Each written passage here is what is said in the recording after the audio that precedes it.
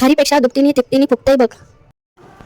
शंकरपाळे तुम्ही जर एखाद्याला खायला दिलेत ना तर तो नक्की रेसिपी विचारल्याशिवाय राहणार नाही.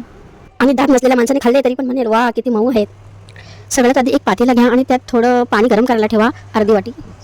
त्या पाण्यात घाला साखर. ही गोडी म्हणजे आपल्या घरचा सुगंधच बघा. त्यात अर्धी वाटी तूप घाला. आता गॅस बंद करून थंड होऊ द्या.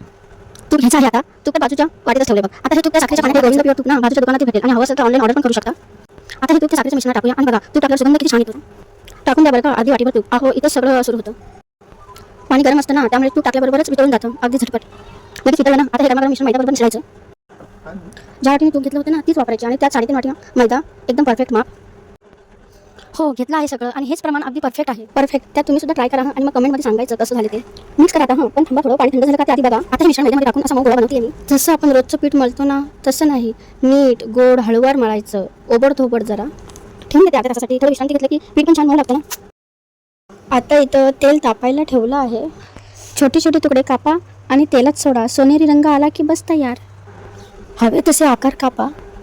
असं करून तळून घ्या. मस्त बाकी रंग येतोय बघा. बघू शकता आता. काय म्हणता तुम्ही शंकरपाळ्यांना? मी पहिले त्याच्या साईडच्या कडा कापून घेतल्या बघा. एकदम मस्त बाकीचे सगळे कापलेत. बघा ना पीठ किती छान मळलं गेलंय. आता तेल एकदम छान मीडियम ह्याच्यावर गरम झालंय ना. नाही गॅस मध्यम ठेवायचा आहे. तेल आधी मध्यम आचेवर गरम करून घ्या मग त्याच्यामध्ये टाका. शंकरपाळ्या काढून घ्या.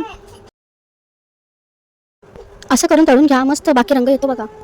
बघू शकता आता. काय म्हणता तुम्ही शंकरपाळ्यांना? तुम्ही हव्या तितक्या शंकरपाळ्या तेलात टाकू शकता.